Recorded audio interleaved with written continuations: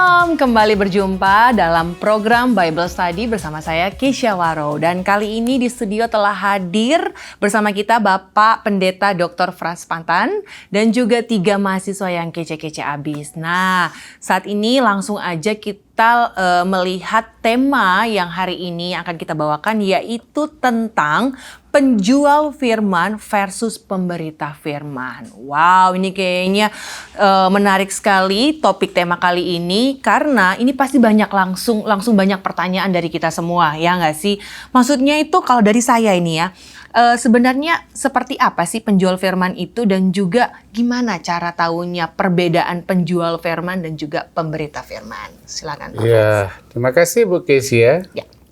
Saya kira sosok Paulus itu sosok yang sangat menarik dan memberi warna yang begitu hebat, yang begitu luar biasa di dalam diri orang Kristen dan khususnya para hamba Tuhan. Teladan Paulus itu teladan yang hebat, yang luar biasa. Dan saya kira apa yang Paulus katakan itu, bahwa seorang pemberita firman adalah orang yang betul-betul berkata sebagaimana firman itu harus bertutur atau berkata. Nah, dalam ilmu tafsir itu ya, ada istilah ini orang eksegese atau eisegese. Nah, eksegese itu artinya dia harus menyampaikan apa yang mestinya firman sampaikan dari sebuah teks yang jelas, sedangkan eisegese itu memaksakan ide atau gagasan-gagasan dirinya, gagasan-gagasan pribadinya terhadap teks suci itu. Nah, itu eisegese. Nah, jadi tadi saya katakan memang agak beda-beda tipis. Yang saya kira jemaat sudah cerdas juga. Ini Frans ini ketika khotbah menyampaikan firman yang sesungguhnya, atau ada maksud di balik itu. Maksud pribadi gitu ya, keuntungan pribadi. Maka disinilah ditentukan atau dituntut sebuah kejujuran berteologi. Oke, ini menarik sekali nih. Ini juga sekaligus peringatan untuk semuanya juga, nggak hanya sebagai penjual firman, karena kita juga harus mulai melihat dan peka akan segalanya ya Pak ya, apalagi ngomongin firman Tuhan. Nah, mungkin dari Pak Frans ada sesuatu yang ingin ditambahkan, atau memang banyak nih dari sahabat Bible Study mungkin bertanya-tanya, ada nggak sih Pak ayatnya atau penjelasan secara terperinci mengenai penjual firman versus pemberita firman ini? Baik Bu Kesia, terkait dengan itu saya akan mengajak kita untuk melihat sosok Paulus yang begitu saya kagumi dalam 1 Tesalonika pasal 2 ayat 3 dan 4. Ada beberapa hal yang saya ingin jelaskan di situ. Yang pertama, kalau kita baca dalam ayat 3, sebab nasihat kami tidak lahir dari kesesatan atau dari maksud yang tidak murni dan juga tidak disertai tipu daya. Ini penting sekali. Ini nasihat Paulus. Nah, Ibu Kesia, kata nasihat itu dalam bahasa Yunani digunakan kata paraklesis. Paraklesis itu artinya dorongan, permintaan, atau peringatan sekaligus. Jadi kalau kita mau artikan lebih luas, dapat diartikan sebagai penghiburan yang memberi kenyamanan atau penyegaran dalam kaitannya dengan kedatangan Mesias, kedatangan Kristus. Nah, frasa nasihat kami dalam ayat 3 ini sebetulnya itu menunjukkan urgensinya pemberitaan Paulus. Ya, pewartaan Paulus. Hal itu tidak berkaitan dengan isi pemikiran Paulus ataupun mengenai eksistensi pribadinya, melainkan otoritas ilahi yang menyertai Injil itu. Ini poin yang penting, bahwa Injil yang kita sampaikan itu tidak boleh dilepaskan dari otoritas ilahi. Ya, jangan otoritas samuan atau otoritas si pemberita itu atau si pengajar itu, tetapi otoritas Allah. Ini yang harus dominan dan kita harus junjung tinggi itu. Kalau tidak, ya itu tadi terjebak. Kita menjadikan firman ini sebagai alat untuk kepentingan diri kita.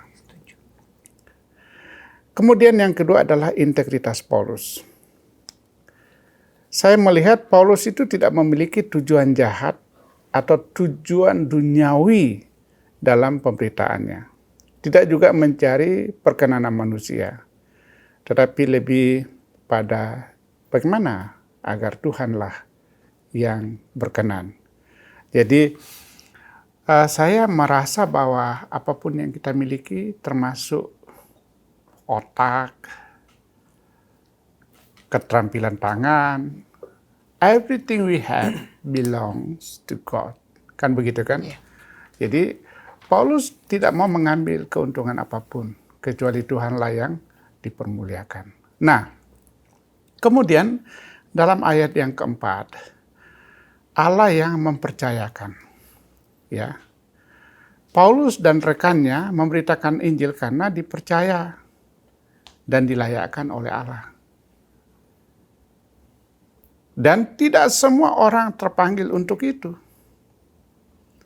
Dengan demikian Allah yang mempunyai agenda. Jadi agenda Allah itulah yang harus kita pegang teguh dalam pemberitaan Injil. It's not about me, about you, but about the grace of God. Kan begitu kan? Ya, anugerah Allah. Jadi biarlah Tuhan saja yang ditonjolkan dalam pemberitaan kita. Kalau kita bisa dipakai, itu karena kepercayaan. Ya.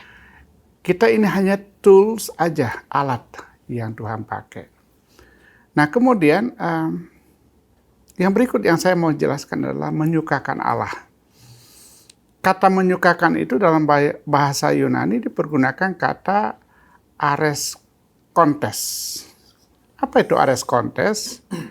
Ares kontes itu berarti berusaha atau bekerja keras untuk menyajikan, mengakomodasikan hal-hal yang selaras dengan hasrat atau kerinduan suatu pribadi. Dan pribadi yang di sini tentu adalah Allah.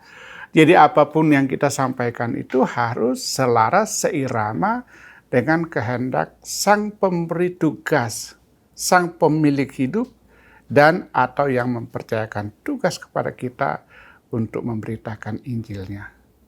Keluar dari itu, salah. Saya kira itu penjelasan saya.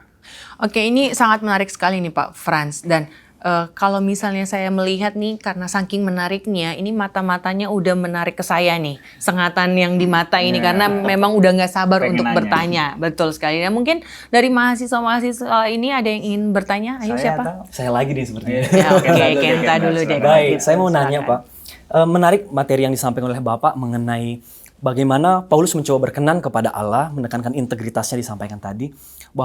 Di Galatia 1 ayat 10 saya temukan seperti ini Pak.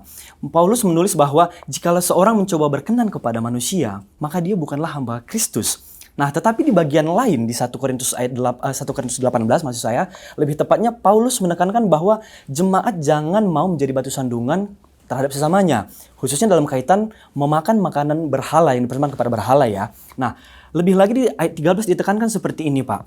Karena itu apabila makanan menjadi batu sandungan bagi saudaraku, aku untuk selama-lamanya tidak akan mau makan daging lagi, supaya aku jangan menjadi batu sandungan bagi saudaraku. Kira-kira korelasinya bagaimana ini Pak antara Galatia 1 ayat 10 dengan 1 Korintus 18 ayat 13 ini Pak? Wah, ini pertanyaan yang sangat menarik dan sangat bagus sekali, dan sekaligus juga menjadi pertanyaan buat kita semua. Dan memang sepertinya ada sebuah pertentangan di sini Pak, karena kalau di satu sisi Paulus mengatakan memang tidak berkenan kepada manusia. Nah, di sisi lain dia juga berkata, jika makanan menjadi batu sandungan bagi saudaraku, aku tidak akan makan daging lagi selama-lamanya agar tidak menjadi batu sandungan bagi saudaraku. Gimana nih Pak Frans menyikapi dari sebuah pertentangan ini kalau mau dilihat? Ya, terima kasih. Memang kalian ini kasih pertanyaan sulit-sulit ya. Tapi saya mau jawab singkat aja. Ini kok gitu aja kok repot. Asik, mantap Pak. Ya, berkenan kepada Allah bukan berarti tidak berkenan kepada manusia. Itu penting.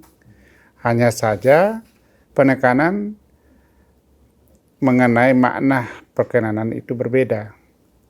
Berkenan di hadapan manusia itu dapat diartikan sebagai wujud kasih Allah yang terpancar dalam karakter hidup kita. Namun demikian, berkenan kepada manusia bukan berarti kompromi, no compromise. Tidak menjilat sehingga mengemis perkenanan manusia, itu seringkali terlihat. Yang menjadi penekanan utama tetaplah kebenaran firman Tuhan. The truth must become the truth. Jadi kebenaran tetaplah kebenaran. Pribadi Allah sebagai pusat utama dalam mencari perkenanan kita yang sejati. Saya kira itu yang saya mau katakan. Mau katakan apa lagi ya? Firman Tuhan apa? Gitu Karena ya? memang balik lagi sesuai SOP Iya. sebenarnya ya, SOP dari firman Tuhan ya. Seperti Pak Frans katakan tadi bahwa ya itulah makna perkenanan sebenarnya yang berbeda. Intinya adalah kebenaran firman Tuhan yang menjadi prioritas atau utama dan sebenarnya menjadi pusat dari segalanya. Dan ini kayaknya saya udah dilihat dengan tatapan-tatapan yang sangat menohok kepada Iya, saya. iya. Mungkin ada mau bertanya lagi Wah, pasti kan. pasti. Siapa yang mau bertanya? Anggi atau? Saya dong. Oke. Saya mau bertanya nih Pak. Jadi ada pepatah mengatakan lebih baik mencegah daripada mengobati. Nah, bagaimana nih Pak supaya hamba Tuhan tidak jatuh di dalam penjual firman tetapi menjadi pemberita firman? Oke, ini pertanyaan yang sangat menarik nih ya, Pak Frans. Apalagi mahasiswa-mahasiswa ini nih yang nantinya akan menjadi hamba Tuhan.